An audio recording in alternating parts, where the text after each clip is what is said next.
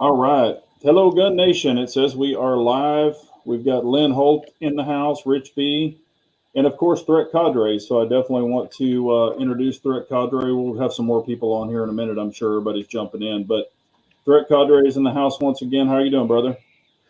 Doing well, brother. How you doing? Good, good, good. All's, like I said, of course, it's hot. You live here too. It's Yeah. good Lord, man.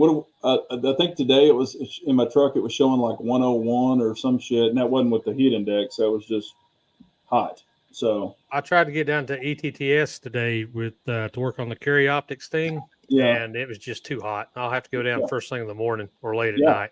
I was gonna say, out there especially, unless you get, they have a couple. Well, they used to. I don't know if they still do. They had some of those little, areas where you could get a little bit of that tree. Yeah. Unless they moved them, but I'm sure that's where everybody is. Hello, Scott. How are you? Um, but yeah, it's just too freaking hot, and that place is so open. You know that, but you Out know, in Midland, I was out there for a few years, and there's a range out there. It's MSA. They actually have like a canopy over top all the pistol bays, so it yeah, covers from 3 yards to 15 yards, wow, and it's amazing. yeah, you need it out there, and you get that nice. Yes. Sometimes that West Texas wind Yeah. blowing. I bet, Sometimes yeah, that's all the time. yeah. No, I said sometimes. Yeah, and the red dirt. You get the red dirt and the sometimes wind.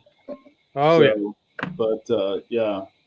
But yeah, because Rich was asking, hope all your ACs are working. so, so far, we better knock on some wood. But yeah, we got dirt tracks in the house. Brian DeShane's in. Yeah, we're. I was gonna say, what you drinking something tonight, Greg? uh, a little something, something. Okay, yeah, I got a little Buffalo Trace. So cheers, everybody. Cheers, guys.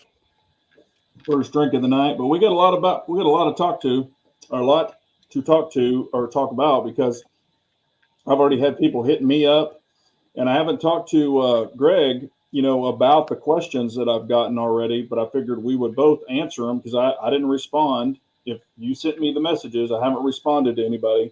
So if y'all are on the chat and want to know why didn't you respond, figured I'd save it for the chat tonight. But the first question is, and I know you've probably seen it too, Greg. But what do you think about the Sig Sauer 365 fuse? The fuse. I've seen it. I'd like to. I haven't shot it, of course. Yeah. It's I'm just it's an oversized 365, yes, and of course, 4.3-inch barrel or something. and they got the steel. They released that steel frame 320 Legion or whatever it is as Yeah, well. But yeah, I'm curious to see if they fix the triggers. yeah, But I mean, I like the looks of it. I mean, the fusion. It looks like it could be a decent weapon. Me personally, it's about the size I like. yeah, Glock 17 ish, Glock 19. I like the Glock 43X or 43X, but the 45. yeah, Um, that's how I've got my Zev set up. yeah. And kind of like I said, and I said this back a while ago, and a lot of the members out there remember it. I was kind of like the micro, the true micro seems to be kind of fading out. I know this is a micro width because it is thinner and things, but I see a lot of. I'm not a lot, not everybody, and I'm not knocking the micro, but I've kind of seen like the micros growing and growing and growing. Getting a little bit bigger. Um, Right. so because I've seen a lot of like standard 365s, the second 365, which is a little bit longer, and now you got the X Macro. I've seen a lot of those older SIGs already traded in. Some of the original Hellcats. Some people have gone to the Hellcat Pro. It's kind of like they're growing, getting a little bit bigger. But I was asked my opinion on the 365. The new fuse. I mean, if that's what you're into, that's cool. I mean, and I even said this. I said this when I bought my P322, the P322, the 22 LR version. It's a 4-inch slide, and it's kind of got the X Macro grip on it, with the longer barrel, and it's in 22, of course. But I said, I bet they're going to make this a 9 millimeter. And Right. that's basically what they've done. So I mean, I think it's cool that, you know, a lot of people are probably going to like it and buy it. But in my opinion, for a Glock, or excuse me, for a micro gun, I mean, if you kind of think about it this way, and Harry and I were joking about it this morning, it's kind of like the G34 of the 365s. You know, it's like the biggest, True. longest. You know, it's still slim, but it's like the monster of the, you know, of the Sig P365. So if that's what somebody's looking for, but then again, I kind of look at it this way: you're like in a Glock 19 territory, a Zev, a P10. You know, of course, the only thing you're saving really is the thickness. You know, you're getting a little thinner profile. So could you just carry a compact and not even get that? Or like, what does that really offer that a compact doesn't? I mean, you could put a 19 round mag or 20 round mag in a compact. Right. Um, you know, so I don't know. I'm just like, I know I believe I know the fanboys are going to buy it. well, it's just like on the Glock side. You've got your Glock 19 and you got your Glock 48, which is basically the exact same size as the 19, but slimmer. Yep. But the 48 will have more recoil because Yep. it's slimmer in the hand. You cannot get enough of your a grip on it. I don't think. Yeah. And I don't think you can on, I mean, from, you know, I saw Humble shooting his, and my hands are bigger than Humble's because he made me do that, whatever you call it, where you stick your hands up. But I saw his grip on it, and he was, you know, he was pretty wrapped up. I mean, of course, it is. They're saying it's a slimmer grip because it's lasered and everything, and I think that's a cool offering for a lot of people. But me personally, I would like to have a little, you know, a little more dominance to put the left hand on there. That's why I kind of have a hard time with some of the micros. Nothing against them. You know, I want everybody to carry a gun. Whatever you carry, you carry. Let me say hi to some people real quick. Got Norwood in the house, Floridian, Pistol Pete, Palindrome, M. Gabriel, and you know, here, yeah, Palindrome. That's kind of what I was saying here. People are realizing they don't like to shoot tiny guns that they can hit anything with, and trading up to something useful. You know, that's Agreed. it. Oh, damn! Brian had his AC go out. Got it fixed today though. But yeah, and then I guess Scott has been busy on AC calls too. This is the season, so we all see it. But yeah, I was just, you know, and I kind of look at it this way. And, you know, of course, now it's another. I know holster, and I even joked about this with Humble on his video. I said holster makers hate SIG. They come out with a freaking new gun every week, it seems like, or at least, you know, one per month. But I'm kind of looking at it this way. A lot of people are going to jump on this, you know, fuse. They're going to buy it. They're going to want it. They're going to get it, and maybe sell off their other, you know, 365s or whatever, or keep that and add it to the collection. But I kind of just like, is this just another flavor of the month, or Right. will it stand the test of time? The X Macro's been doing pretty well. You know, I've only seen one traded in. Like, I don't, you know, go up there looking for it every time, but I've seen a lot of the smaller ones traded in a lot still to this day, but not a lot of the X Macros. So, you know, I don't know if people are going to trade in a bunch of X Macros to get this. I don't know, you know. Give it about 60 days. Let's see where this see Yeah, where it's at then. exactly. And you and I both know this uh, because, you know, and that's another question I was going to ask you. But, you know, it's not so much about the muzzle, or excuse me, the muzzle length, because that's going down your pants. So, you know, it's the grip length that a lot of people have an issue with when they conceal carry. So, you know, and also I do prefer the 4 to the 4.3. I think that's a great slide length. Right. But, you know, you and I are both dot shooters, so a 4 would be fine also. And I keep wondering, and you know this too, I'm wondering if it made this gun to try to go after law enforcement for their backup guns because they have to have the 4-inch slide. Yes. So that's another reason I think they came out with this, was strictly for that reason. You know, kind of like Staccato did Right. with the And they're C. safe. Yep.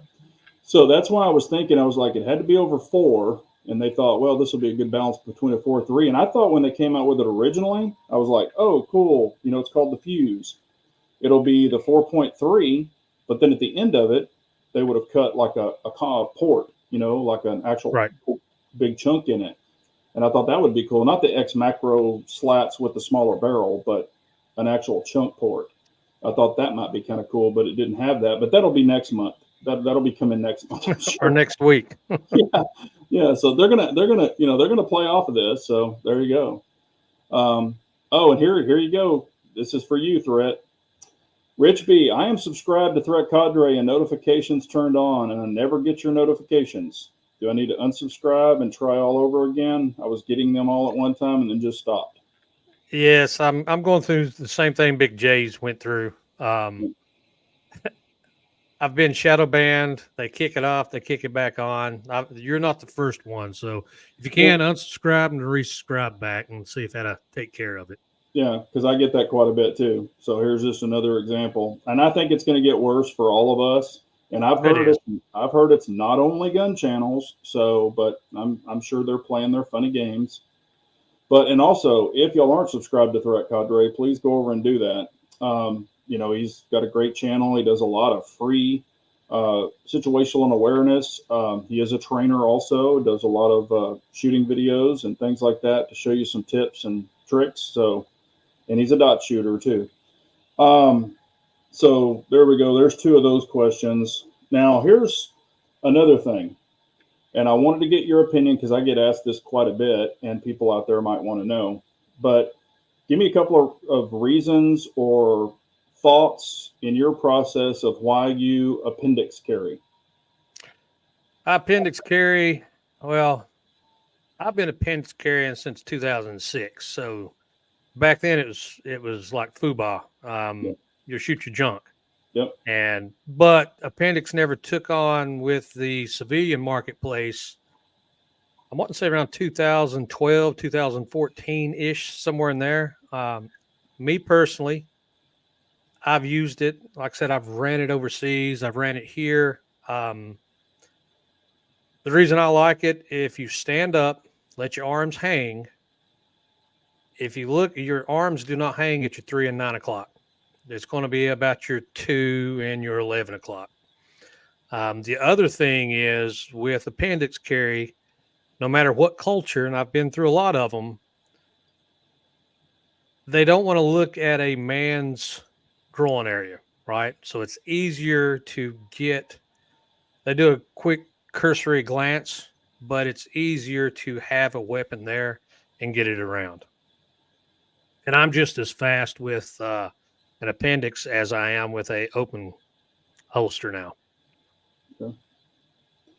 That answer your question? Yep. Well, I just wanted your opinion because I get asked this. I get asked this a lot. Like, why the hell do you appendix carry? You know, and a lot of people can't do it. You know, because maybe their torso's built different. Right. And I get that. I'm not saying everybody can do it because a lot of people can't. But you know, the reason I like doing it, I've carried it to 3. I've carried appendix for a long time. And then I got fatter, and then I moved it to the 3 and, the 4 and all that shit, and then went back to appendix. So I've done it for a long time. I don't remember the date, but it's been a long time. I'd probably say a couple of decades at least, but, or at least, more than a decade. But anyway, what I find is like when I did carry it to 3 and the 4 o'clock, like you get out of your truck and you got it at the 3 o'clock, and you're shutting your door, you're banging your gun on the truck or the door or whatever, or you're walking through people at a grocery store and you're banging it on a cart, or somebody bumps into you and it's like bang, and they're like, what the hell is that? They grab their elbow.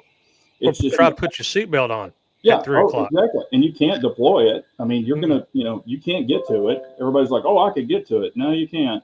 So there's some things like that. And also I feel when I have it at the front, I have, like, I'm not going to pelvic thrust anybody in a grocery store, or I guess if a kid came up to you to hug you, like your nephew or whatever, that can be an issue, but you can prepare for that and just kind of pull yourself out and go, hey, little guy, so he didn't take a gun to the head. But, I just feel like I have more control over it. Like it's not out here. And I've seen the guys open carry or have them on the 3 o'clock with their shirts open or a short sleeve shirt or whatever. And I could literally, like at a convenience store, I could just reach my hand and pull their gun out and use it on them. Weapons retention. Yeah, exactly. It's just, like in the Uncle Mike's and all these basic holsters, I just feel that it's my gun, my workspace. I know where it is, and I am faster with it. Now, if it's a battle belt kind of setup, could be the same, but like lifting up your shirt from the side or going around to the 4 o'clock, that definitely slows me down quite a bit. Well, So, I'm glad you mentioned that as well, because that's what I've been seeing a lot in classes, to an extent to where when I talk to the students, okay, what are you trying to get out of this class? Is it EDC? Is it defense? What is it? yeah, And majority of them, yes, it's EDC, it's everyday carry, but yet they're training when they go to the range with the battle belt. And very few, I understand home defense. I mean, I've got one set up as well, but when you EDC 90% of the time, how often do you actually train from yeah, EDC? How do you train from your appendix? And even on that, we're talking about, say, 3 o'clock. It's your cover garment. It's easier to go with a t-shirt or a thinner material, but if you try to take like a fishing shirt or something like that as a cover garment, yeah, you can't do it because it's too thin after 3 o'clock. yeah. Yeah, and I do wear, the fishing shirts and stuff. I like them; they're comfortable, and I do agree with that. And with that material, sometimes if Mhm. you've got a highly stippled grip, and I do on a lot of my guns, it doesn't affect it at the 12 o'clock, but when I put it at the 3 or the 4, it does. Because you got like the grip is just pushing in on it, and it can, like when you grab it, if you've got heavy stippling on that grip, it's going to affect that draw. That shirt's going to hang up on it. Well, normally here, a lot of times my cover garments, I'll go to like a Ross or a TJ Maxx or somewhere like that and get a button-up shirt or whatever. Mm-hmm. Then I'll take it to a seamstress and have them sew in a layer of like a jersey material or some type of heavier material, and that actually helps with printing as well. Because I was Yeah, doing that even overseas, I'd find out wherever I was going, and then I'd get the attire that matched the area, and then take it to a seamstress and have them sew in the same liner. So yeah, again, it's a little bit heavier, easier to get to if required. Plus, it helps with your printing as well. yeah. And on the little jackets, like you'll leave them unbuttoned, and you want to flip it Hmm. out of the way real quick to grab it or whatever you need to do. Those fishing weights that you can clamp on. I've seen people take the fishing weights and go on the bottom of the jacket, and they'll paint them black, and they'll just kind of clamp them on the bottom to give it a little bit of weight. It doesn't affect it when you're wearing it, but it just kind of gives you a little more weight. Or they'll sew like a lead slug, like a quarter lead in there or something. I've seen What I people do. did overseas, especially, two things I could do. I could get a probably like a 4-inch wire and put in You know, the seam, or majority of everywhere you go overseas, they've got money like quarters and like that, yeah, like we have in the States. And I'd take two of them, take 100-mile-an-hour tape them up, and I'd actually put them in the seam as well. So actually, it's the weight held yeah, everything down. But as soon as if I had to swipe my shirt, then it gave me some weight if I was yeah. carrying it at 3 o'clock or if I was carrying appendix. I've seen people do that on those IDPA vests too. Something similar to that. Pelodrome is also, and that's another thing I was going to bring up. He brought up he likes appendix carry because it's easy to access while you're driving. And I mean, Hmm. that is true. I take the seat belt, and of course, you're running your seat belt here. I put it under, like have the gun out, put the seat Right. belt under it, and then, you can have your shirt drawn over, kind of draped over it, so where you just lift and go. And I mean, you're up, and you're not digging like this or like, hang on, let me take my seat belt off. I mean, you can access it pretty damn quick, and you could actually drape your shirt under it to where it's completely exposed while you're driving. If you're in a tall enough vehicle and you feel comfortable doing it, I mean, it doesn't matter what people see when you're in your vehicle, especially in Texas. But that is a very valid point. And everybody's like, well, I carry it in my console. You're lifting up a console, reaching in there while you're trying to drive it. I mean, yeah, you can do it, but it's just, I just find it better for me. I'm not saying it's for everybody, Right. but then I've had people that are my size, built like me, and they're just like, I can't do it. I tried it for 30 minutes and I just can't stand it. And I'm like, no, man, you got to, it's like, it's kind of like a golf swing. You got to try it a little bit longer than 30 minutes. I recommend it for a couple of days, because then when you don't have it on you, you're like, damn, something's missing, because it's just always there. But a lot of it's going to come down to the holster choice as well, because I've got a Foot Locker full of appendix holsters, and yeah, some I like, and majority of them I don't. Last several years, I've been running Tenacor, just because I like a Tenacor. But here, probably the last 6 months, I've been running one of Harry's, and I can't recommend it enough. I just wish he'd come out with a weapon mounted light for a for a stream light. Harry, if you're listening, where's it at? It's coming. Trust me, I talked to him quite a bit about it. It's coming. So yeah, and I really like Armsman holsters, Tenacor as well. And of course, I love Harry's holsters, and he is coming with the weapon light. So everybody just, he wants to make sure it's perfect. He's going to have your common selections. I don't want to start naming names and speaking for him, but he was on the chat not too long ago, and I was beating him up over it, and he was telling everybody. So this isn't hearsay, but it is coming. He just wants to make sure it's perfect. And, so there you go. But someone was asking a question. Hang on one second while we're talking about that. Let me grab something right quick. Yep. Hello, DB. I know you're in the house. And M. Gabriel says cross draw is the safest. I cross drawed way back in the day. And it is, it's a little weird, because if you were pinned down this way, then you're trying to grab with your left hand. And that could be hard appendix as well. So I just say do whatever you feel is comfortable for you. I don't tell anybody how to carry or what to carry, or I'm not their daddy, so I think whatever's comfortable for you, definitely do it. Hello, Clyde. Let me just, and we were kind of talking about this. Rich was asking, how long would you say, or let's get your opinion, Greg, you're a trainer. How long would you say it gets used to comfortably appendix? I tried for a few days and was not comfortable, probably not long enough. Probably not long enough, but the other thing is it's going to depend on your holster and how you've got it set up as well, because a lot of people try to carry it to 12 o'clock. I don't like the 12 o'clock. I normally carry about the 1:30. It's more comfortable because that's basically where my hand will hang down to. The other thing is, this is one of Harry's holsters, is you can get the padding here that goes against your pelvic bone. Yeah. Another thing, if that's too big, I've been doing this for years before, again, since 2006, because I can get like a Dr. Scholl's. You can get those overseas. And with the Velcro, it's thinner, but you have the gel there, and it rides against you. It doesn't cover up your sweat or anything else, and that's normally how I run mine as well. Yeah, and I love wedges. Greg's bringing up a great point. Some of the holsters I have don't have them, and then I'll do the same thing with a Velcro. And I've used, there's a company, a Tier 1, they have a wedge, and I've used theirs.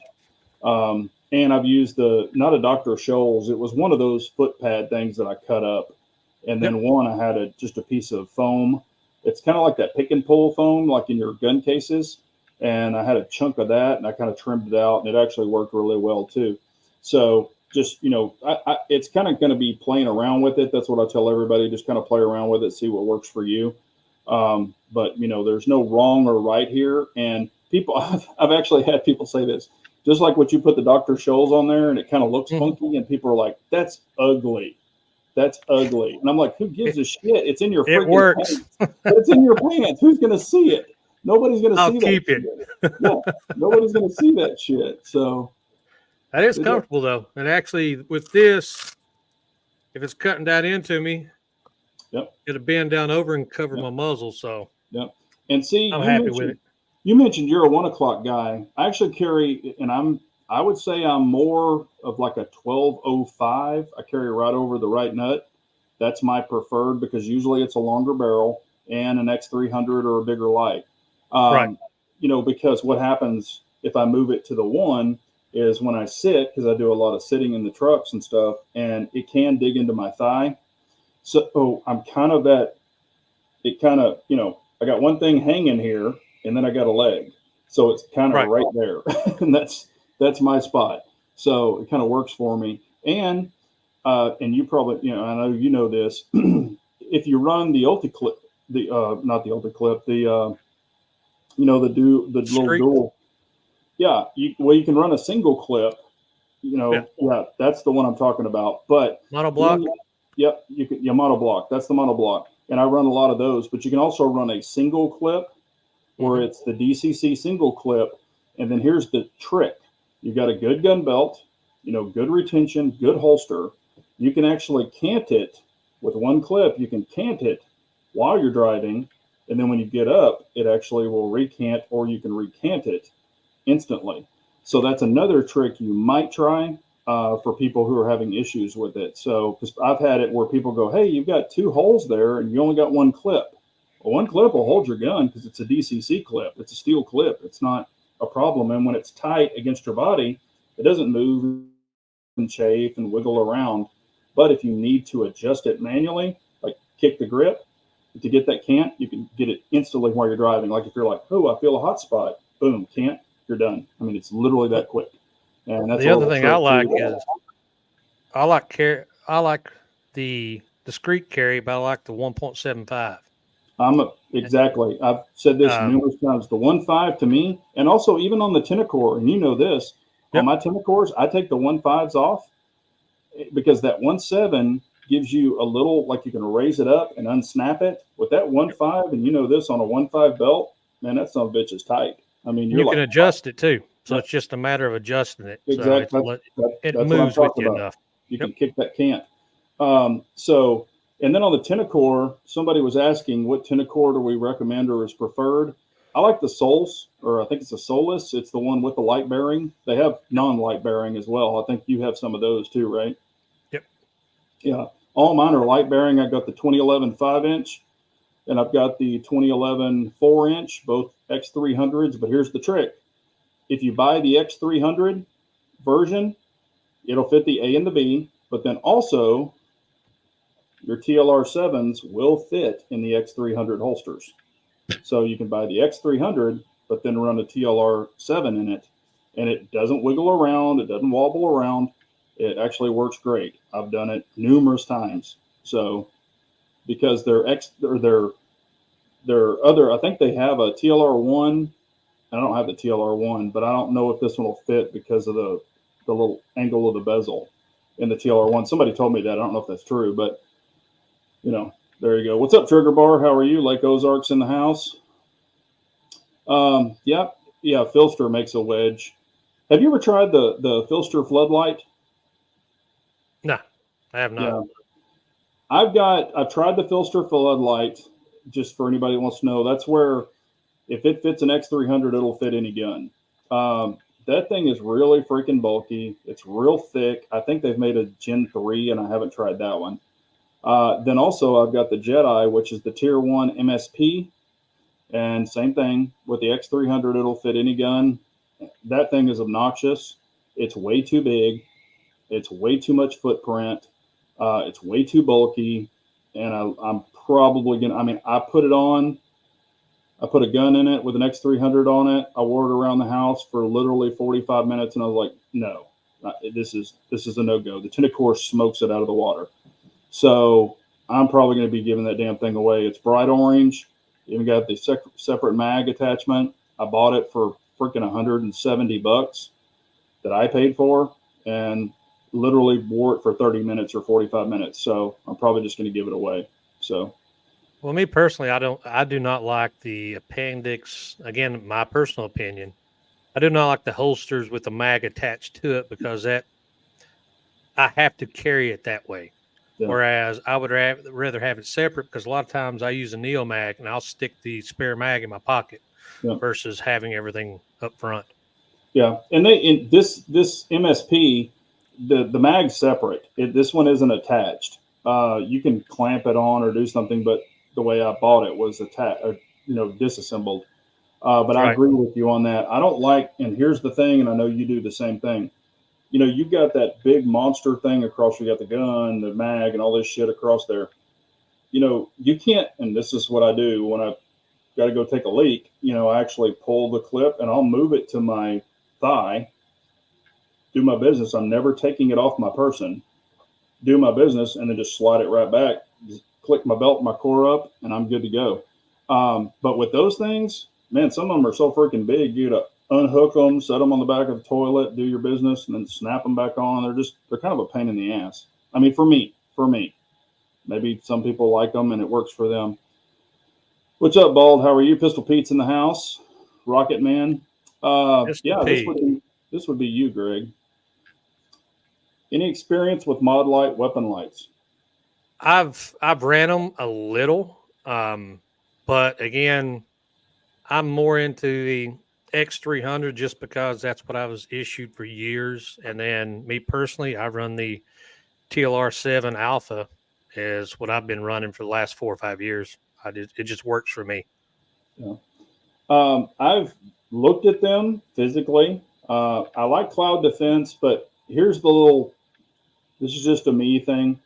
The owner is kind of different. I have some buddies who do YouTube that are big YouTubers, and they kind of gave their opinion on some Mod Light things, and the Mod Light owner got butthurt and blocked them. And yeah, I remember that. Said a bunch of bad. Yeah, I told you that. Said a bunch of bad shit about them for no reason, and that's just bullshit. That's just candy ass. That's just stupid. So we're not in high school, I say bad shit about products all the time. And if people are going to be like that, I don't need them. So I've had no reason to purchase them. And honestly, there's plenty of options out there. That's just my opinion. I'm not trying to get any hate. If you've got them and like them, that's cool.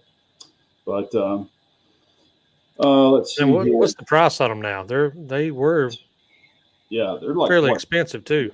They're still expensive, and now they came out with a compact version of the Mod Light 350. And from what I hear, now you have to get a whole new holster for it, and people are mad about that. Which that can happen. I get it. It's kind of like the TLR, the XLH. It's longer in the bezel, but I don't think it's being accepted very well because they didn't meet the candela they were hoping that they would, or people were hoping that they would. So it is what it is. Yeah, Clyde, and you have one too. Clyde's asking, Big J, do you think the TLR7 HLX is legit, and will it possibly take the place of your Surefires? What's your opinion? I think it's legit. I like Streamlight. I believe Surefire.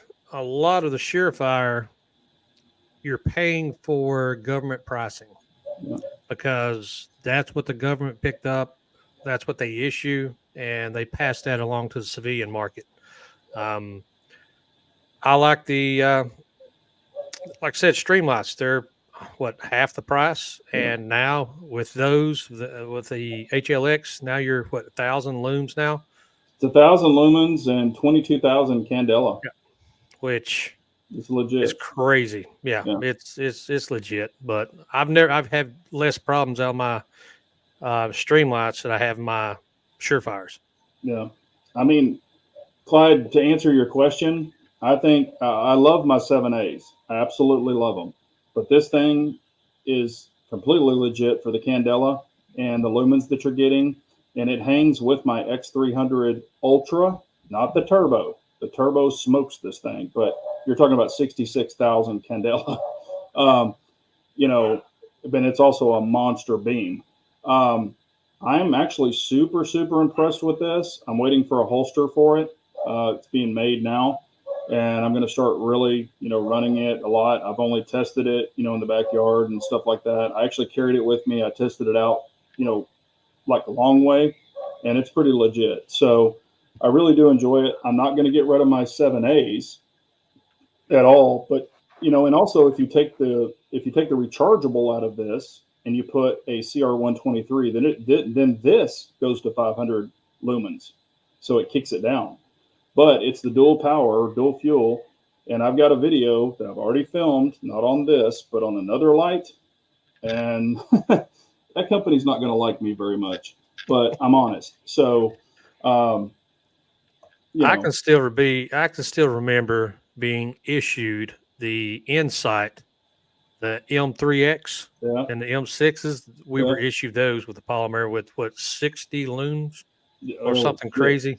Yeah. I've got the TLR1, not the HL. I've got I don't know if it's the second gen or whatever, but it's only like 400 lumens.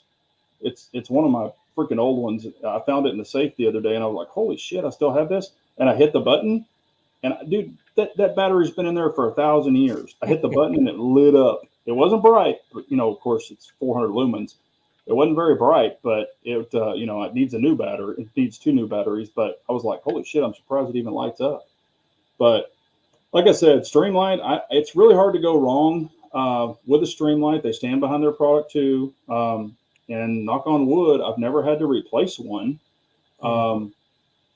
So, I'm not saying you can't break anything. You can break anything, but I think it's a good option. And yes, I'm very impressed with the light. I think it's worth getting, especially Well, if I you've feel go ahead. Streamlight has went after the law enforcement market, whereas the Surefire has stayed with the military market. That's where the big Yep. difference is coming down to. Yeah. Oh, Huey's asking this question. Big J, are you guys suggesting 175 DCC clips on a 1.5 belt, or to use a 1.7 or 1.75 belt as well? No, 1.75 clips on a 1.5 belt. Yes, Correct. yes, because if you have a 1.5 belt and you have a 1.5 clip, when you go to push down and remove it, you're fighting that belt because you've got the underlock of the DCC. So when you've got the 1.75, it gives you a little bit of slack at the top. It allows you to move it or lift it up and actually snap it off the belt super quickly. You don't have to take your gun out of the holster, which is safer for everybody. You can just remove the whole unit, set it up there. So, and I like it as far as not even moving it up and down. I like it where I can adjust it on my belt. Yep. Correct. Horizontally, wherever I need it. And that's kind of what I was meaning, even with the Ulti clip. Now, I will say this: the Ulti clip, or excuse me, the one that he was showing just a second ago, not the Ulti clip, monoblock. The monoblock where it has the 2, those only come in a 1.5. Yeah. But on that one, you've got a gap at the top that's built into the Ulti clip, which it's not a true 1.5 like the regular DCCs are. It has a space at the top that really that 1.50 is really a 1.7. Yes, it pushes it up because you can see it. It's got the little gap at the top. Yeah, right there. Yep, right so there. That 1.5 on the double clip thing that he's showing, God, I can't remember. I know the damn name of monoblock. Monoblocks. That gives you a little gap, which the 1.75 does, but the 1.50 single clip does not. So that's why I like that clip and the 1.75s. So yeah, it definitely is a big plus. Yeah, and a lot of people, and I know them, a lot of people are saying Streamlights are their go-to for lights because the TLR1 HL is not a joke either. That's a great light. I've got 6 of them, and tons of them I bought. They sent me a few of them, but tons of them I bought, and I do love them. They're great lights. The only thing, if I have to pick one thing about the TLR1, I like the the Surefire front housing, how it's more, like a barrel, where the TLR1 kind of expands out into bulbous. That's the only negative. If they could make the TLR1 where it was more streamlined, like the Surefire X300, I think that would be a big plus for them. And that's another reason. I'll tell you a light, I don't know if you played with it, but a light that is super underrated is the TLR9. I absolutely love the TLR9, and it looks perfect on a 5-inch 2011. It looks like it's made for it. And it's 1,000 lumens. It's got a lot of candela, but it is the smaller bezel, it's almost the same width as a 2011. And they're just perfect for that. But I'm a big, big fan of the TLR9. Here we go. Now we're about to have a fight. Bald is saying, Olights are the best. Changed my mind. I've only broke 3 of them. Have you ever played with Olights, Greg? Yes, and I broke one of them. Yeah. I'm just not a fan of them. But again, for 99% or 95% of people, they'll probably work. Oh, here we go. Here we go. And you have a lot of experience with both of these because you were a tester for Staccato on the green team. Staccato C versus CS. C. And why? You've got the 4-inch, and you can also it's basically think of you can get two configurations. Of course, you basically have the CS grip with a 4-inch slide and a 4-inch barrel, or you can get a little bit longer grip with the 4-inch barrel. So yeah, to me, I like the CS. Don't get me wrong, but that 3.5-inch barrel, it's great. A lot of shooters found it snappy. And again, you got the ballistics. It's shorter, but I feel, again, years of a Glock 19 with the 4-inch barrel, it just points. They fit my eye better.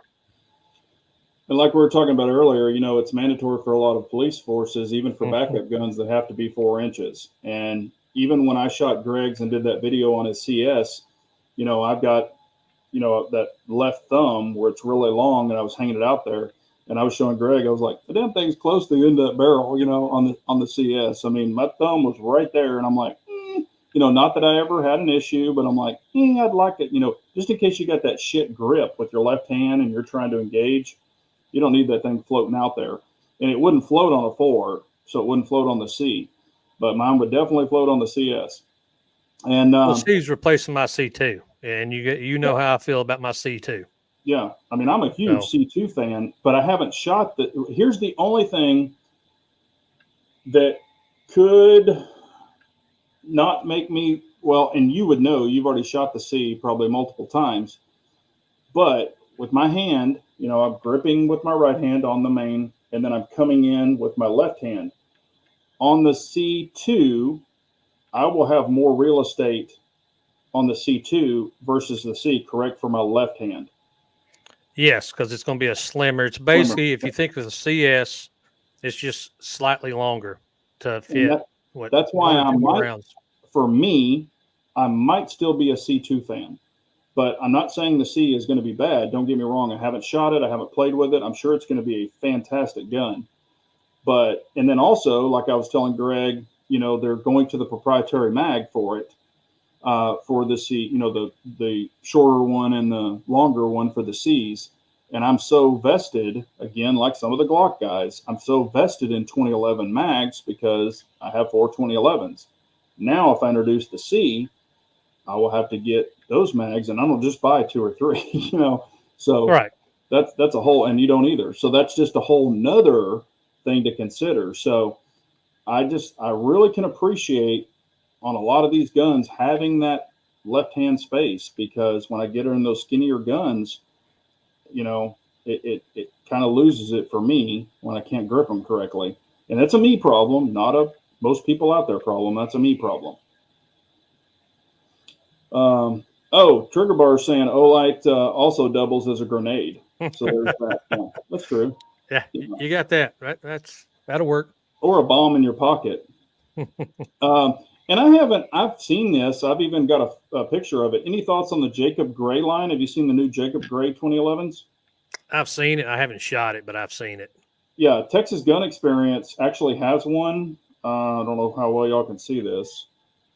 There it is right there. I just took a picture of it like a day and a half ago. They've got one in, and it's actually a pretty reasonable price point. They're selling it for like $2,400. So, but I kind of played with it, and the grip is slick as snot. I mean, it's super slick. I think some of the staccatos are slick. This thing is slick as snot. That's one thing I'm like, I wish they could. And now the front checkering, the rear checkering is good. It's actually pretty good. And that's where you're getting your dominant grip from. But the side, I would appreciate a little more on the side, and they're just smooth as hell. But it seems like a really nice gun. I just kind of racked it. I didn't shoot it. It's brand new. But I just kind of racked it, played with it. And it seems like a well-engineered pistol. I just haven't personally shot it, so I don't know on that. But I think for having another option, options are good. Yeah. Options are good. Yeah, there's nothing wrong with that at all. Here's Rich B. He said, if I get a C, will I lose interest in my P? There you go. That's a question for you.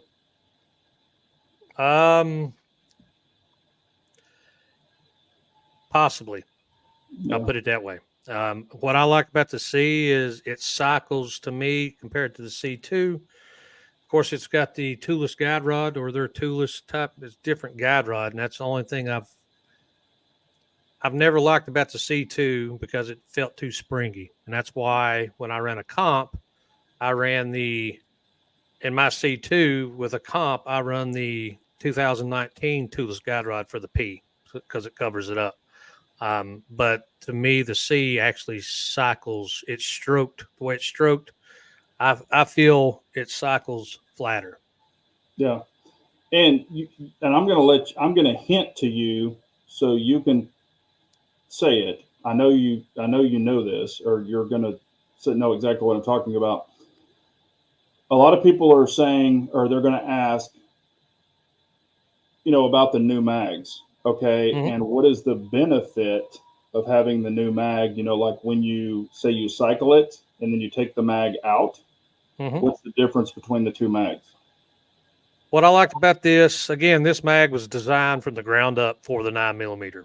The I'll call them Gen 1s or legacy mags, like in the C2 and everything else. It's a 38 Super and 9mm, which 38 Super is going to be longer. So if you've ever noticed when you're shooting your staccatos, when you eject the mag out, that top round is pushed forward. And I've actually had issues when I dump them, I'll have a round fall out. The new magazines will not do it, right? If you think of a SIG 320, that type of magazine, and it fits everything better, I feel, and it's been more reliable. Every one of my mags been reliable. Whereas with the legacy magazines, every one of mine, I'll be honest with you, I'm running Atlas, their Plus P mag springs in mine because I got tired of stretching my mag springs out because they set too quick. Yeah. Atlas does make legit springs for sure. Yep. I run them in a all lot mine. of people. I think I've got 3 or 4 of those in my my marked carry mags. I've got, I think 3 or 4 of those. I've got them marked, with dots, so I know they've got the Atlas springs in them. Those are only mags that and nothing. The other mags, most people aren't going to wear the springs out. Your average person or average shooter probably never, they won't for a long time. But some of these were left over from the C2, the P, the ones I've shot a shitload of. So I kind of keep 4 mags with the Atlas springs in them that I don't shoot a whole lot strictly for that reason. Those are kind of my core. Yeah. They're my training ones. They're everything. So every one of mine, I've probably got 20 magazines of the legacy mags, and every one of them's I slowly replaced every single one of them. And I probably will eventually. I just haven't done them all yet. Now, this is a question.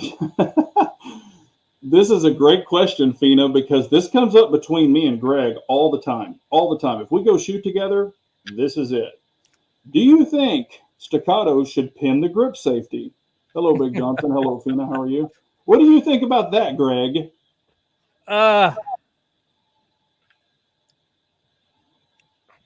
Let me rephrase this. Here's my thoughts. Okay. The initial 1911 was designed without a grip safety. Yeah. The Army had them add that before the cavalry, right? Now, if you look at a lot of the other ones, like your Wilsons and like that, everyone's going away from them. Yeah. That being said, I've never had any issues depending on the memory bump. And to me, it's always a second. It's a second safety. Now, I've got some of them that I've deactivated, and I've got some that it's the same. So my opinion, it depends on your weapons handling skills. I'll put it that way. If you're comfortable with it, I think the thumb safety is fine. Yeah. That's when you had issues shooting my C2, remember? Every time I shoot your guns, I can't shoot the damn things. I've shot, what did I shoot? Your your original C, the single stack. Yep. That got me. Shot your original C2, that got me. Shot your CS, that got me. You shot my XC too, didn't you? Yeah, that got me. Yeah. Yep. So here's where I go. I hate grip safeties. I absolutely hate them. Even when I had my Ed Browns, my Les Bears, all that shit, I pinned every one of those damn things. Even my grandfather, he had big old hands too. He pinned his Colt 45, and that's what I learned on because I hate those damn things. Now, I will say this. I have one gun, only one 2011. I've got 4 of them. I have one gun that does not have the pin safety, and what it is the MPA DS9 full size. It hits me perfectly. It hits me absolutely perfectly every single time. All these other guns, every staccato does not. So this is a individual problem, and I think what you need to do is assess it. It is not difficult to pin a safety. And I've been asked this too. I even asked a lawyer who is a gun person, and they said if you went in and deactivated every safety, and if you think about it, a lot of the competition, like Atlas, they pin all of them. So that's the way they come from the factory. But if you deactivate your thumb safety, that's a whole different ball game, which could become a legal issue. So I don't do that, and I like them because when I flip them down, I ride them. That's where my left thumb is at all times. That's why when I shoot striker fire, people have said, "What the hell are you moving your thumb for?" I'll grab a striker fire, and I instantly go that like this, even on a striker fire, because I grew up on 1911s. So it's just ingrained in my brain. So when you see that thumb pushing down, I've had people go, "What the hell are you doing that on the CZ P10C for?" I'm like, because there's a grip safety. It's a thumb safety. It's just imaginary. So I don't want to get out of that habit, but I can't do 90% of grip safeties. And I remember I had the Ranger band on mine and all that other shit. And then I'd grab Greg's and I was shooting. I'm like, "What the hell?" Like, "Greg, your gun's broke." And it's like, "No, dumbass, you're not squeezing the damn safety." And I can crush them. I mean, till my hands are white and I still can't activate them. It's just the way my hands are built. So, well, the other issue I've seen with newer shooters coming from polymer platforms and coming over to staccatos or 1911s, and due to the grip angle of the Glock, right? So you've got you're naturally pushing it forward because it's Glock angle. They're trying to take that same grip to put it over on their staccato, and they can't deactivate their grip safety because it's more straight up and down. yeah. And also, I ride super high. I mean, that beaver tail is crushed on any gun. I don't care if it's P10, whatever it is. That beaver tail is crushed in that hand. I'm way the hell up there. So the way this cutout is, it does, I don't care extended. I've even on the Les Bear, I had them at an extended memory bump, and still I couldn't catch it with it. Even squeezing as tight as I couldn't grab it. So, I was like, just pin them. So I just took them, got them pinned, or you can do it yourself. It's not that difficult. But as long as you get your your thumb safety, that's all that's needed. I mean, I've had CZ, Shadow 2s, the whole works. They don't have them. Now, granted, some of them, even on the single action CZ, they don't have them. So that's just to use your judgment. If it works for you, I wouldn't deactivate it. I'm just telling you straight off the bat. If it works, don't deactivate it. I pinned my when I custom built those 2 Prodigies.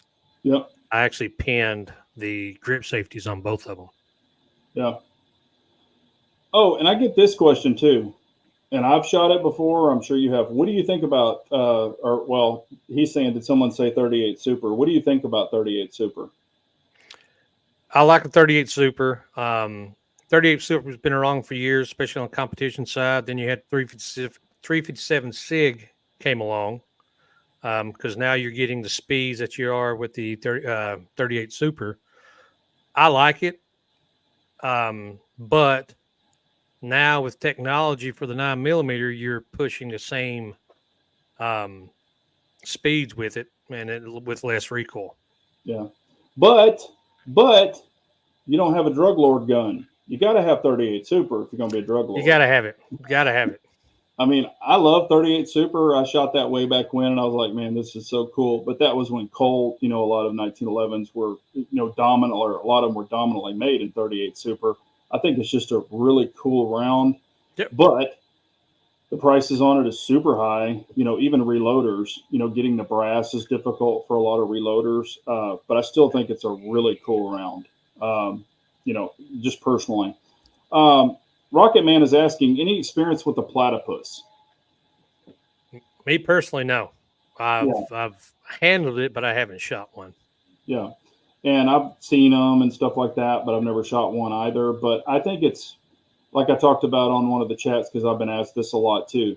I think it's a really cool option to have a 2011 with Glock mags, especially if you're highly invested in Glock and you're like, hey, I want to get a 2011. Well, shit, if you've got tons of mags for it, why not? I'm glad they did now, like I talked about last week, I'm glad they've done the bull barrel, the RMR cut, some of the better upgrades, the more aggressive grip, because that was the things that were just like, man, I really want that. I'm not saying I couldn't shoot the other, but it was more of a want, or I think it deserves it. I guess I should say that, because I really do appreciate a bull barrel, where some people are like, what's the benefit of that? There is benefits for it. But I can appreciate that more if I can get it. If I can't, and it's just a standard 1911, but if 2011s, man, the bull barrel is pretty damn common now. So I'm glad that they've made that an option, but I would highly recommend a platypus. Yeah. I haven't heard anything super negative about it. I think it's a cool option. And if you're invested in Glock mags, why the hell not? G23. I'd be interested. Go ahead, I'd be interested to see with the mag release, where they're running aluminum or a steel mag release, how it's going to fare with the Glock magazines. Well, Humble has one. Humble has one. He has a platypus, and he said it hasn't torn up his mag. So apparently, it might have like the metal button, but maybe on the back of it, it might have something to where it's not tearing up the mags. But he says he hasn't had any mag problems. Is what he told me. So, I think that's a plus. But we've got G23 in the house, Chris from the 740, and also we've got a lot of content creators like Greg himself, Threat-Cadre. So y'all go over and subscribe to everybody and show some love. We appreciate all that. So I'm trying to catch up here on. Okay, here's Pistol Pete, and I want your opinion on this, Greg. With the Ranger bands, the inner tubes, and you can buy one inner tube for $3, and you can have 1,000 Ranger bands or whatever, 1,500, however many it cuts up. I don't remember, but. Right. And I've heard the same thing, and that's why I ran them first, because I wanted to see. I love Ranger bands. They're cheap as hell to make. They can break, but you can double them up, and or you can use goon tape or whatever you want to use, or but what's your opinions on the inner tube or the Ranger bands? No issues with them. I just couldn't get. I've tried that before. And I just couldn't get them to last as much. And if I found carrying appendix, that the rubber would actually grab more on my garment when I went in after it. So, again, that's why I don't know if I can say it here, how I pin it. It's just a simple, takes 30 seconds to pin one, and you don't even have to worry about it. And you can take it out if you want to. Yeah, you can pull the pins. I've got mine drilled, and I can pop them apart, pull the pin right out with a pair of needle nose pliers. So it's not a permanent fix. Now, where Pistol Pete could be going with this is during an incident. Right. You can always rip something off pretty quick where you don't have to disassemble it, and I get that. And that's kind of where I was going first before I decided to pin it. But I'm looking at it as I'm doing what's best for me. And if it ever was brought up, I'm going to be like, look, let me try to grip a standard one. I can't use it when I truly need it. So this is a me problem. And also, so many companies pin them now. I don't think that would ever be an issue personally. And if it is whatever. I don't give a shit. I saved my life. So who cares? A lot of times you can have the same, if you think of it, if someone's going to go after you for that, if you've got a red dot on your pistol, they'll go after you for that as well. Or, all mine have triggers. All of yours have triggers. I mean, there's they can pick specs out of fly shit if they want Yeah. to, but you know, it is what it is. So I'm not. That's the last thing I'm worried about. I'll put it that way. Yeah. You know, if I've got to do something, I've got to do something. Hello, Abigail. How are you? I'm not understanding what language is coming up from her. Let's see here. Oh, here you go. Good question. Rich is asking you, Greg, how many rounds of 9mm do you shoot on average per month or a month in a month? On an average, probably around 8 to 10,000. Damn. Holy Yeah, shit. I try to normally on a slow month. Again, it depends because a lot of times here the last several months I've been deployed, so I didn't get to and I catch back up. But when I'm here at a minimum, it's about 2,000 rounds a week. Okay. And also, do you want to? I know you and I have talked, but do you want to mention any particular stuff you've been checking out? No, not Okay, yet. gotcha. Okay, all right, that'll be some All I'll secret. say is it's amazing. I'll put it that way. Yeah. Well, there you go. And maybe tune into his channel, so you can check that out. How about that? Let's see here. Uh, Pistol Pete says Joe Biden has never heard a 38 Super. It'll blow your hand, or it'll Corn Pop was a bad dude. It'll blow your lung clean out. Yeah, Clyde, I've been saying that for years. Pick specs out of fly shit. But and then let me get to here's one I get asked all the time, and I want your past experience and present experience because I get asked this all the time. Okay, and I'm gonna set you up just like I did that other one. Okay. Okay. All right. Now this is in consideration of ammo prices. Say somebody gave you free ammo for either one of these. Okay, you didn't have to pay for ammo, or they were exactly the same price. Okay. Okay. Would you prefer 5.56 or 300 blackout? And I know they're different situations, but if you were just going to pick, and ammo is not 5.56. okay, and Five. reason why, in your opinion, or for your Reason for I understand 300 blackouts came out to actually compete against the 7.62 by 3.9, the AK round. Yeah. Right, they're heavier. They're great suppressed. That's where they shine, is suppressed. And again, you're looking at yardage. But with a 5.56, the issue again, we were all issued the 55 and 60s grain, and then when we went to the 77 grain OTM, is where it started shining, and you can actually still reach out 500-600 yards. And to me, I feel it's less recoil. It's going to be easier to do anything you want with it. And then, of course, you got the same mags, and they're going to be heavier. But again, if I had my unlimited ammo, I'd stay with 5.56. Okay. And that's fair. Now, where do you think, and I know you mentioned one of them for suppressed, but where do you think 300 blackout, like if you were to say, hey, 300 blackout shines above 5.56 in this particular scenario or for this particular use? CQB, home defense, anything close range and suppressed, because now you got a heavier round, and it's got the kinetic energy once it hits. Yeah. That was the issue. Again, we had to go to 77 grain OTMs because like your 55 grain for your 5.56, it was so fast, it would actually zip through. Yeah. So we had to go with the heavier rounds, and then we started seeing better.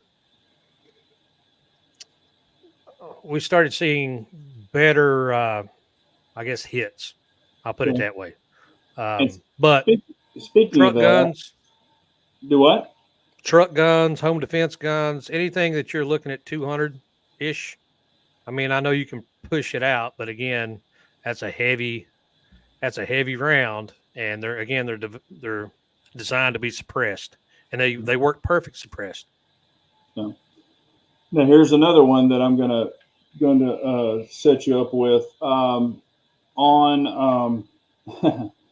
Okay, you're picking a do-it-all rifle, and you've got to, you're going to go longer distances, not 1,000 yards, but you're going to go longer distances, close up close. You want kind of the best do-it-all rifle.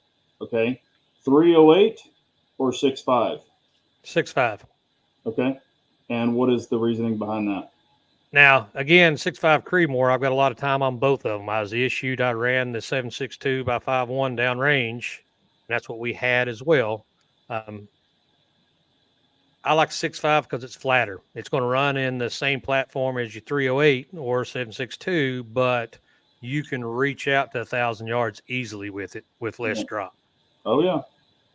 Now, say you want 500 to 600 yards, and that's 400 or 500 yards is the max you're going to shoot it, and you also want it for urban situations. Would you still go 6.5? Well, I like the 7.62, and then again, the 7.62 is going to be easier to get ammo for it as well, depending on what's happening. And you're going to have a heavier grain. Closer in you're going to have less drop, but you're going to have heavier, like 175 grain boat tail hollow points compared to 143 grains with your 6.5 Creedmoor. And that's where, because I get asked this all the time, and that's what I tell people. It depends on what you're going to use it for. Mm-hmm. What scenario, max distance, there's all kinds of variables, but I get asked all the time, which one, 308 or 6.5? And I'm like, they have kind of different purposes. Yeah. But the thing that I always go in on is if you're always going to try to find ammo, 308, it's NATO. There's all kinds of things that is a benefit of 308, but there's also some faults. It's not as flat. It falls like a freaking rock at major distances. So, and I'm not a long distance guy. I'm not claiming to be. He's got way more experience in all this shit than I do. But I'm just saying, I'll cover this. Yeah. You got to pick to your environment, so to say. But here's another thing. Here's another question I had for you. Okay, you got some distance on you. Okay, so say you got 200 yards out there or 300 yards, and you got Mr. Joe Bob, bad guy. Where should you aim that is going to stop the threat? Or put it this way, take the person out of the fight. He could still be laying there and wiggling around, but where should you, and you've told me this before, but in that scenario, dome shots are pretty difficult, but where would you want to take somebody out if you had to? Then you're looking at, if you want to make sure you got the bigger space, so you're wanting your upper thoracic, the triangle here, Okay. be easier. But 300 yards, it's center mass. I'll put it that way. Center mass, it works. Okay. Because I know you've said some things in the past too, where you're talking about the girdle. If you, they're not going to be walking away. Yeah, you're not going to have pass through, so to say. No, and that's one of the things we train that. You got to remember, pre-GWAT, everyone was training a certain standard because we hadn't been at war for so many years, right? And then you've got GWAT, it happens, and now even to this day, because TTP should change even for civilian marketplace. Now you got body armor, right? Yep. So now you have the Mozambique drill to where it's 2 to the chest and 1 to the head, right? But if you've got body armor on, especially with a pistol, now you just wasted 2 rounds, and then again, it's hard to hit somewhere in the head. And that's when we started utilizing the pelvic girdle for quicker engagements and put someone down. Yeah. And then if their buddy comes out and tries to pull them out, then you pop him in the girdle too, and then you got 2 out there. If that were the situation. But I just remember that story, and because of course you want to go where you can turn the switch off. But if you can't do that at distance, then if they can't, run and, that's going to shut them down to where they might be sliding around or climbing around. So, and then I always want to ask this, or this is something I know you and I have done chats before and talked, but I don't know if I've ever asked you. I mean, I know some of the things, but people out there don't. But outside of shooting, teaching, being on the Staccato team, all that other stuff, non-shooting related, non-gun related, what else do you enjoy doing outside of all of that? A lot of people don't know, if they don't know me, is one of my huge hobbies is golf. I'm a huge golfer. Basically, you talking about hobbies or what do I do? Whatever. Yep. That's one of them. So whatever else, if there's That, more. the other thing, I do a lot of situational awareness training as well, which is away from the weapons side of the house, but it's actually teaching. I do a lot of guest speaker teaching to where through situational awareness, if you have that, it may come to where you don't need to pull a weapon, right? So you see the target indicators, and we teach that what the target indicators are because they're always going to be there, and just certain things like that. Yeah, because Greg does like corporate events, like something were to happen in a corporate atmosphere. He teaches situational awareness like that. Just buildings, dealership, whatever you can think about. He does a lot of that, and for even females as well. Just because sometimes, and I mean, guys do this too. So they're playing on their phone and they're not aware of what the hell's going on around them. I've seen That's guys true. I've seen guys run into poles, those short. As a matter of fact, I was walking with my customer, and those yellow poles like in the parking lot. He literally racked himself because he was dabbling on his phone, and I didn't say a word. I was right next to him, and I was going to let him walk into that pole because I told him he spent way too much time on his phone.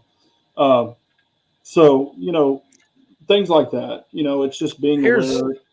Well, a lot of it, and it's not going to sound, I guess, all macho or anything to that. But what I try to do is teach again the situational awareness and like that, to where you potentially, if you can remove yourself from a situation because you see the indicators, that you wouldn't have to go to your weapon to where you wouldn't have to take a life. Yeah. Because that's one of the last things. That's one of the last things someone wants. They do not want to live with is actually taking another life. Human psyche is not wired. 99.9% of the population is not wired to take another life. Yeah. So that's something it will stay with you. So through this awareness training, the self-defense, the body language interpretation, and things like that goes into the training, hopefully it will help someone. Yeah. And Clyde always asks this, and I'm glad you did, Clyde. No, we haven't talked about this, but Clyde is asking, what's your carry this week? So what Mine is, I've been carrying the Zev OZ9. Okay. What configuration? I've got it set up. I've got two setups. I'm setting one up because I've been running Glocks a lot overseas, so it's easier. I go back and forth between my Staccatos and my Zevs.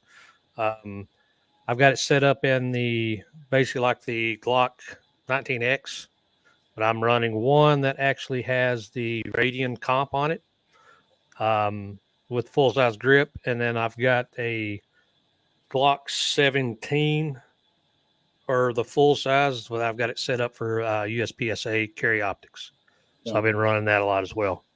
That's funny that you said that, and that's funny that Clyde asked this. But yes, mine, believe it or not, once again was the Glock 19X, or is the Glock 19X with the ramjet on it, just like Greg. And this was not planned. I didn't know what he was carrying. He didn't know what I was carrying. But this week has been the Glock 19X with the ramjet. And now that I can carry that in IDPA, I mean, why not? Yeah. And, the 7A, because I don't have the holster for this one yet. But and I'll go ahead and tell all the family members out there, with this 7L or this 7, whatever the hell the name of this thing is, I always forget, HLX. I never can say it. But with this on there, if you put this on the 19X with the ramjet, this actually is equal to your ramjet. So it does butt right up where the regular 7A is a little farther back, which is not bad. But yeah, it's carrying the Glock this week. So and I carried it last week too. So not saying I've don't do my staccatos or my P10Cs or anything like that. But I've also been carrying something else. I said this in a PDW fashion that takes the same mags. If y'all look at videos, you know what I'm talking about. So I have that as well. So there are two, but one physically on my person. So there you go. So, and it's not that I'm in love with Glocks or anything like that, but that 19X with the Ramjet, and Greg will probably say the same thing with about his Zevs, but I do shoot it very well. I really do like it. So I was running a plate rack with well, again, it's the Zev, and I know some people's had issues with Zevs. Now, full disclosure, with my Zevs, they're running all OEM Glock parts in it. And except with the that, trigger, except your trigger. except my trigger, and I got the Timney trigger in it. But with that, I've got my carry, the one on EDC's got 7,000 rounds to it. No issues. Well, you actually run it up there that one day. And then the other one, I've got pushing close to 12,000 rounds to it. Yeah. Um, and no issues. Yeah. That's awesome. And Pistol Pete, and I've talked about this on my chat, but shooting like 100,000 rounds a year, do you ever get tested for lead? Have you ever had a lead test? Yes, I have. I haven't had one in a while, but yes, I've had one. We used to get tested a lot. Yeah. And I failed one. I had high lead and I was just feeling weird and I was like, something's not right. And this is when I went to Houston. I shot in a freaking dungeon with no ventilation, which I haven't gotten it from Texas Gun Experience before anybody says that. This was back when I was traveling around and I had shot at a shithole in Houston. And yeah, they literally looked like it had lava on the walls. I shot there with Alex. He's an Instagram guy. And yeah, I just didn't feel right. I was feeling really shitty. And so I had a normal yearly or whatever you call it physical. And I was like, hey, I need to get my lead checked. My doctor's like, did you eat lead paint? I'm like, shut up. And so I got tested and I had really, really high lead. I even got a letter from the state of Texas. And I was like, I'm not responding to you. And then I got with Humble and there's a concoction of vitamins and all that shit you can take. So I bought all that and took all that and started feeling better. And I went and had retested, I don't know, 4 months later, and it was good. So I guess that pushed that shit out of my body because I was like, man, I don't know what the hell to do for this. And he's like, oh, here's what you take. And so he gave me the concoction. Apparently, a lot of shooters or indoor competition shooters have gotten it before in the past. So, but there you go. So, well, yeah, it's indoor and not washing your hands once you get done well, off the line and like that as well. So, and I do something else that Humble was like, I know why you got it, and I was like, why?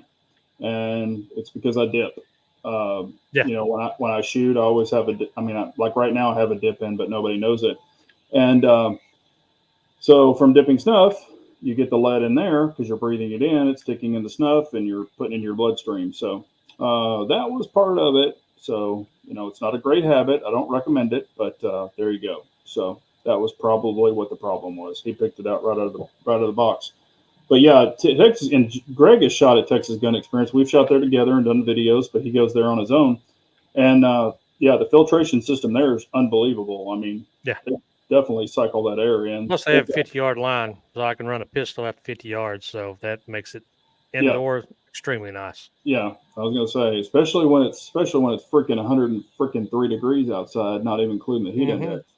Yeah, it's been. I mean, it's definitely hot, but yeah. So we're about 8:18, so we'll start wrapping it up. But anything, I know that you've been busy overseas and stuff, but anything that you have coming up, and I know we kind of led into it a little bit. Is there anything you're going to branch out into? You know where I'm going with this. No. yeah, you asked me, hey, can you check and see if this is legal? Oh yeah. Oh, okay. Got you. No, I'm actually 25 plus years of tactical shooting. I'm going to start into the competition circuit here probably I believe next week. Yeah, So I'm actually going to start a vlog with that. So guys that's never done it and on the tactical side and do AARs and all that after each tournament and during the tournament like that. So see what be along for the journey. I'll put it that way. yeah.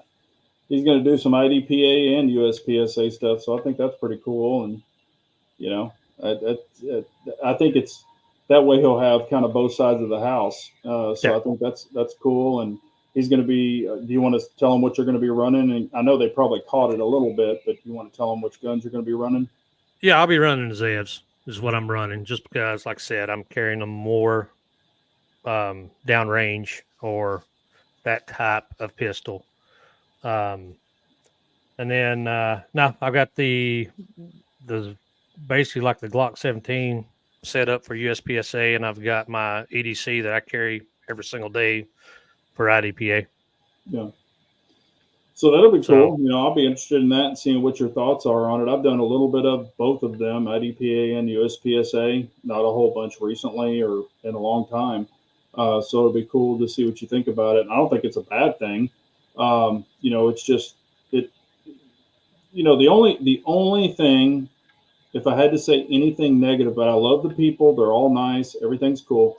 The only thing is and this is where I can relate it to golf, but I kind of can't.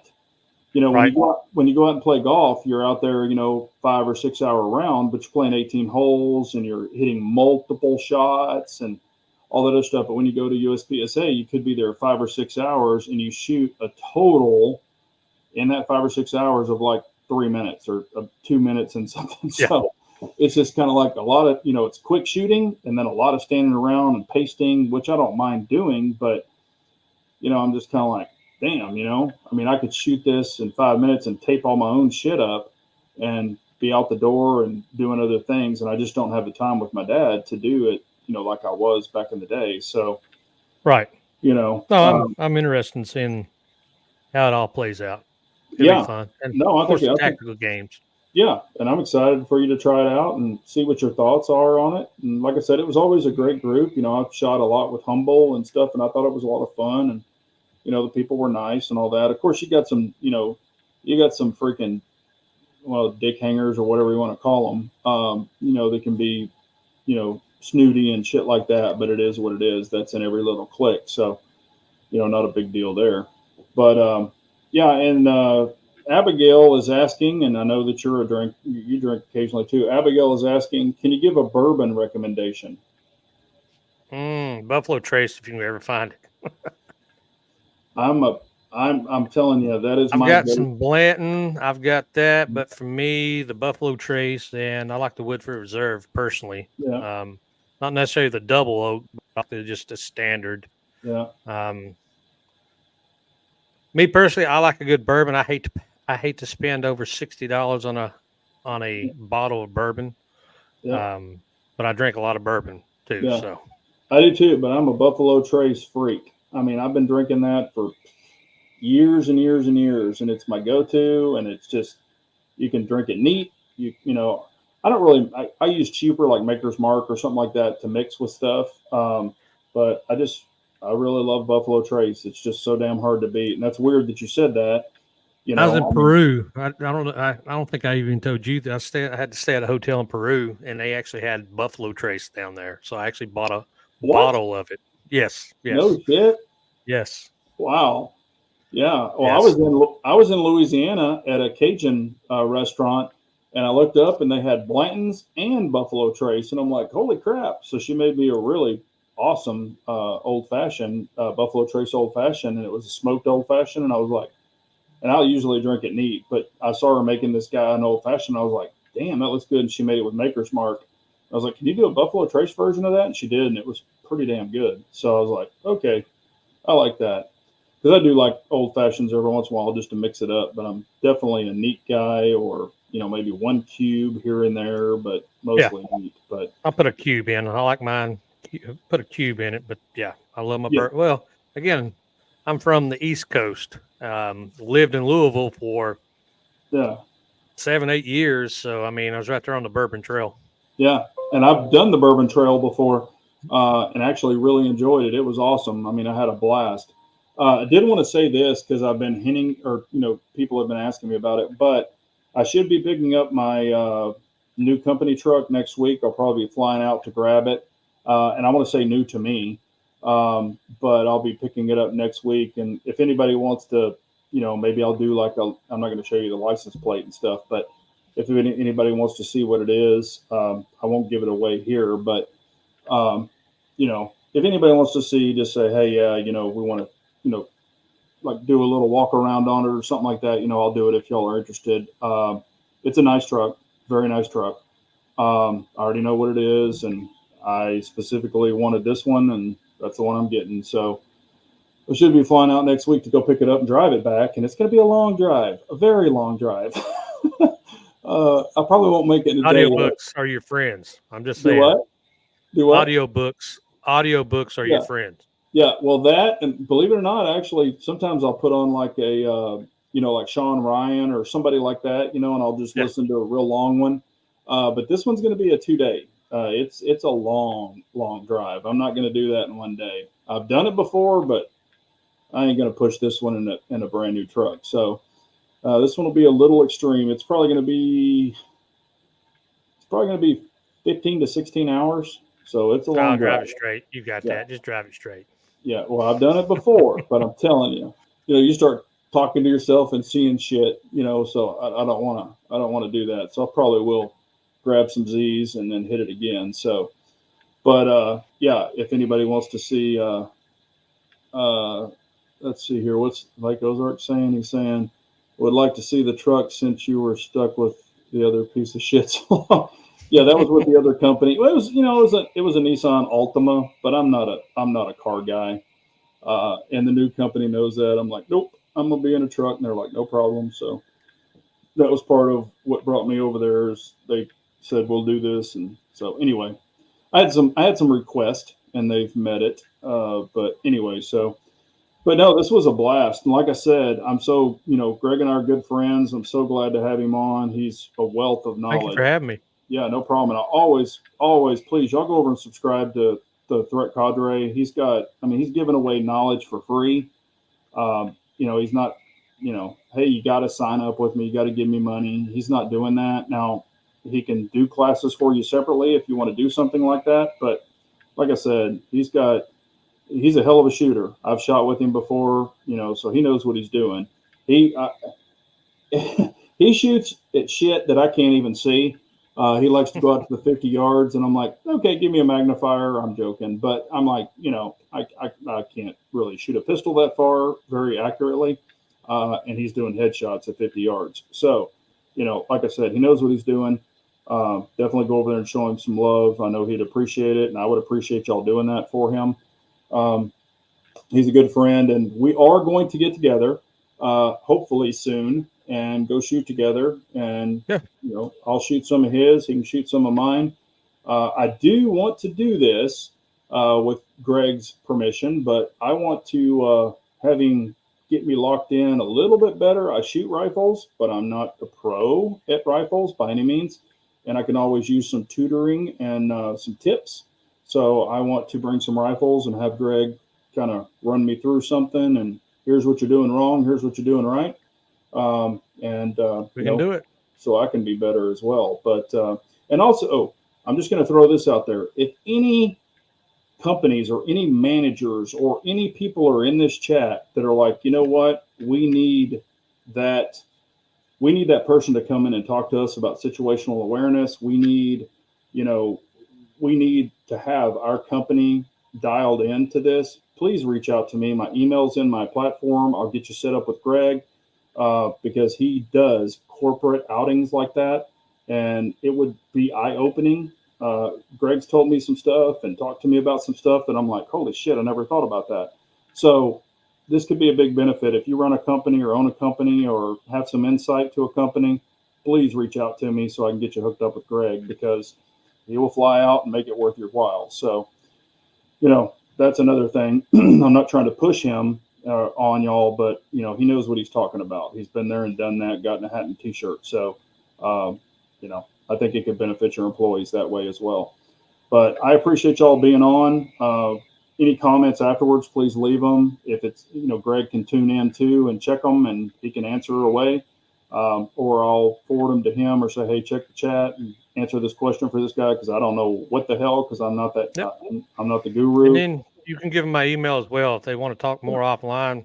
By Yeah. all means, I'll do what I can to help. Yeah, and Greg does a thing. He does offline courses, where you can send him videos of your shooting. He can analyze it, give you some tips and stuff like that. I don't know what his fee is, but if you want to go that route as well, that's always out there. But anyway, I appreciate y'all being on. Greg, stay on real quick, and y'all all have Yes, a sir. great night, and be safe out there. And remember, an unarmed nation is a very weak nation, so we all got to carry on. Thanks, everybody. Y'all have a great night. Thanks, guys.